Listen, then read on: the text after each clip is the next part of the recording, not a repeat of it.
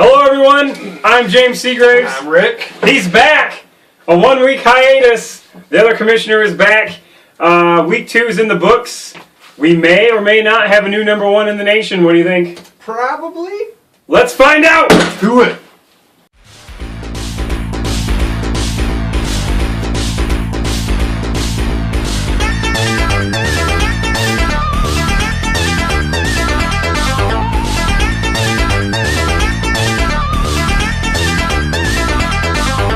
All right, we're back. Week 2 in the books officially, both the NFL and the Ultimate Survivor League, and we had some pretty crazy games, both in the NFL as well as the Fantasy League. Did you see any of those crazy games? I watched a lot of the NFL games this weekend. Did you? Yeah, I do every weekend. Yeah, did you just get done skiing there? What's up with these things? It's their sunglasses. People wear them when it's they look like out. goggles, like you're going skiing. Well, back off the slopes. We're back here. I am here. We're going to start off with unveiling the new top 10. Now, last week it was kind of obvious. We just took the teams with the highest record, best record, and the highest points, and ranked them in order. This time it's a little bit different, although not that much different currently. It'll gradually shake itself out, my formula. So, without further ado, you have any predictions who the top team is? We're not playing Texas Hold'em here. telling you. What is this? I'm You know, pretty so you sure kinda it's got- not Texas. That's I'm very certain. pretty confident. I will agree there. We'll talk about Texas later in the show, though. I just realized my glasses are incredibly dirty. All right, number 10 with a record of 2-0, and they have a rating. This rating's complicated. I'm not going to try to bore you with it.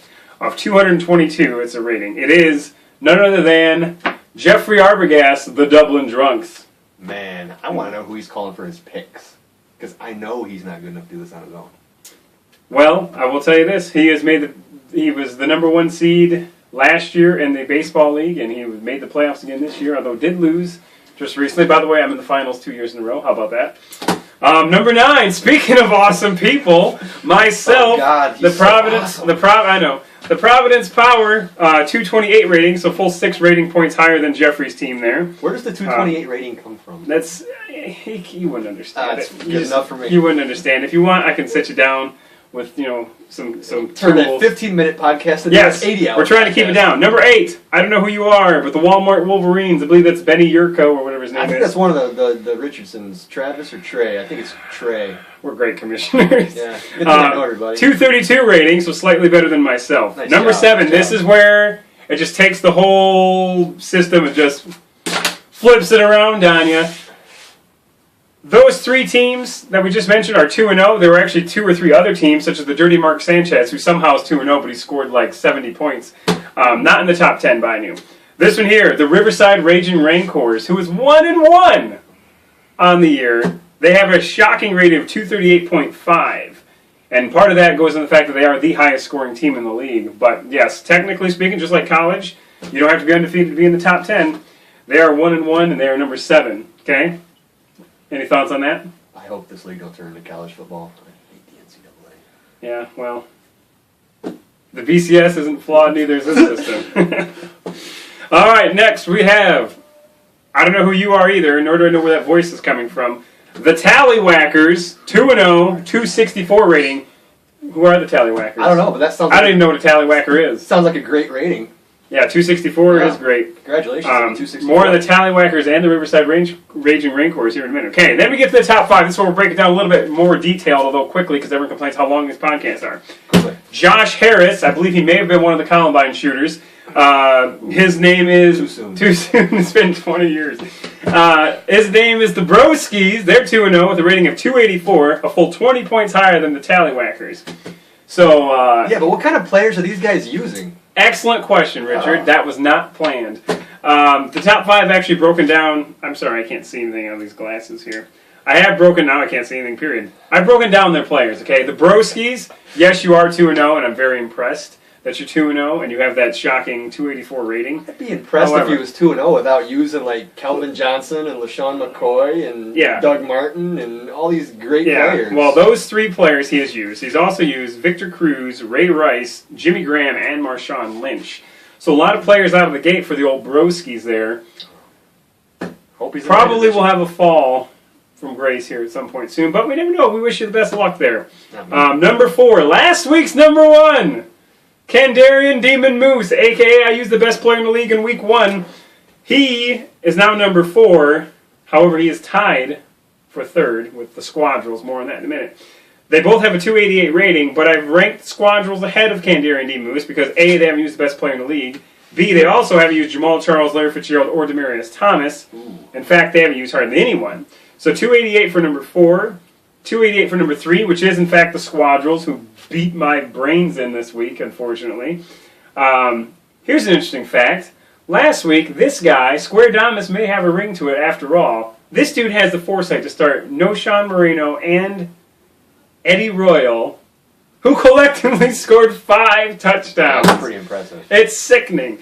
Yeah, I was pretty depressed. Call insider trading.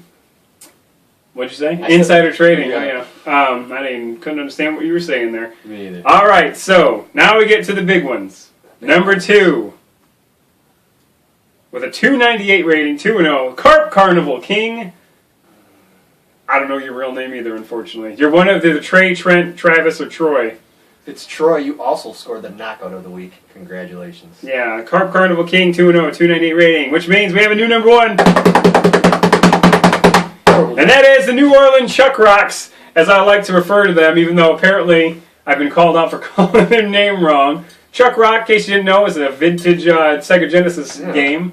It's pretty terrible, but it's got some charm. Actually, the New Orleans Rock Chucks is their real name. What is a rock? I don't know. Not nearly as cool as Chuck Rocks, if you ask me. But they have a 300 rating, which is just 2 points higher than the Carp Carnival King.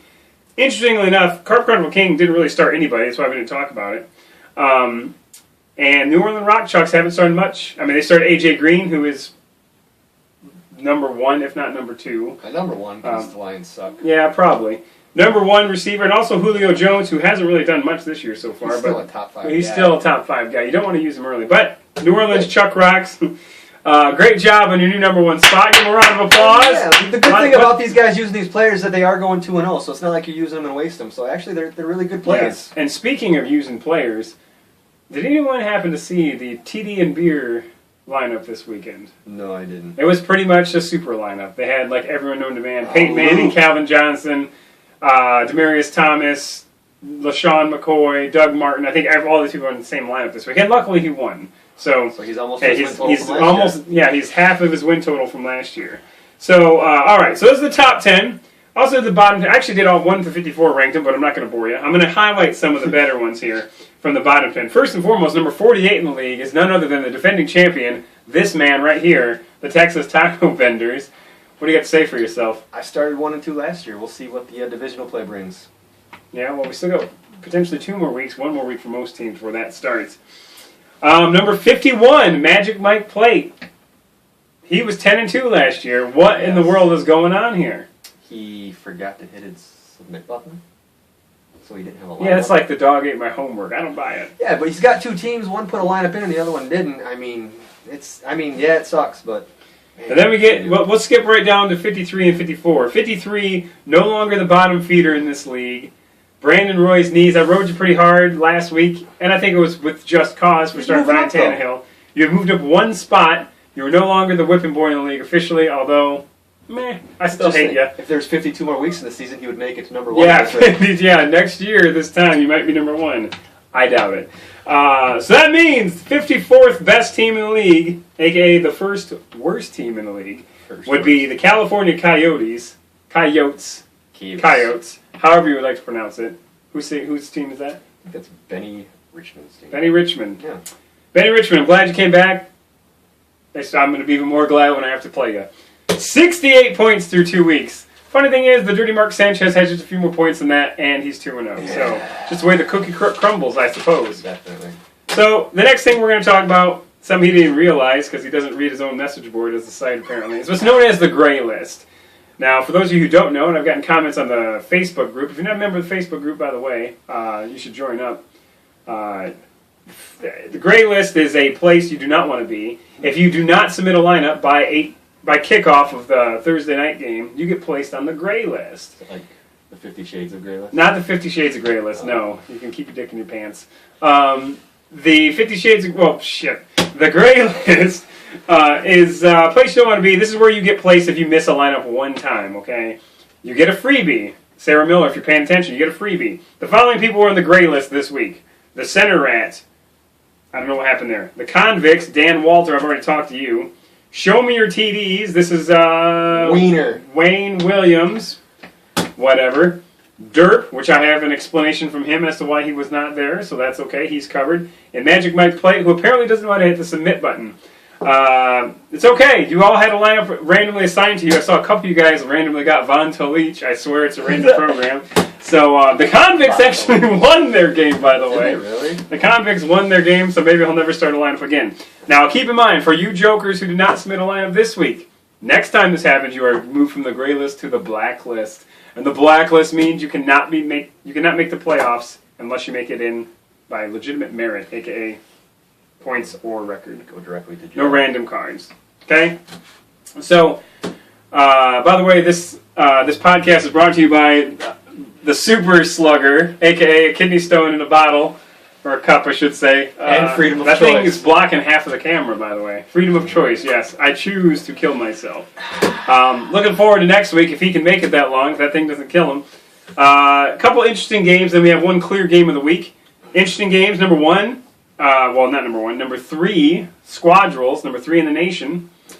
They go up against you, the Texas Taco Vendors. How is this the game of the week? No, this is one of the interesting games, not the game of the week. Oh. They are a 45.5 point favorite, according to our website, over you. So, the Squadrels doing all right. You haven't used anyone. They can't use Eddie Royal again, though. That's all right. I'm bringing out all the big dogs for you, Squadrels. You wait. Yep. And then the other one that's worth noting, number 2 in the country, Carp Carnival King, they are playing another lowly team, Magic Mike Plate. Now, these on paper are not good games. They're 2 of the worst teams versus 2 of the best teams. But these teams have integrity. They have honor. I would not be surprised to see Magic Mike A, hit the submit button, and B, submit it with a great lineup just to prove a point that, hey, you know what?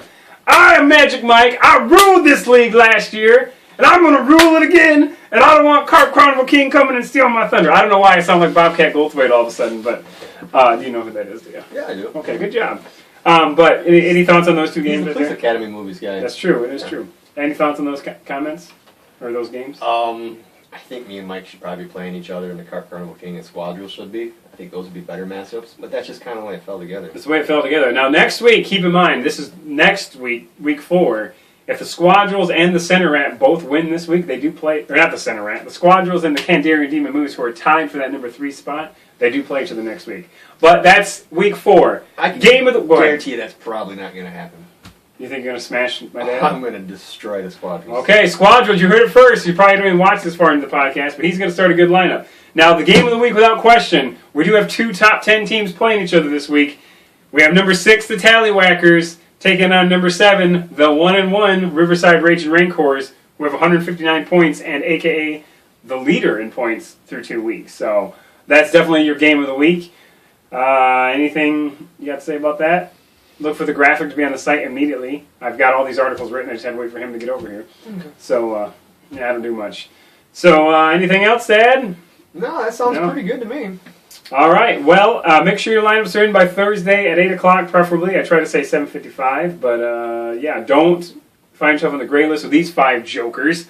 And certainly don't find yourself on the black list, because it will not be a good thing for you.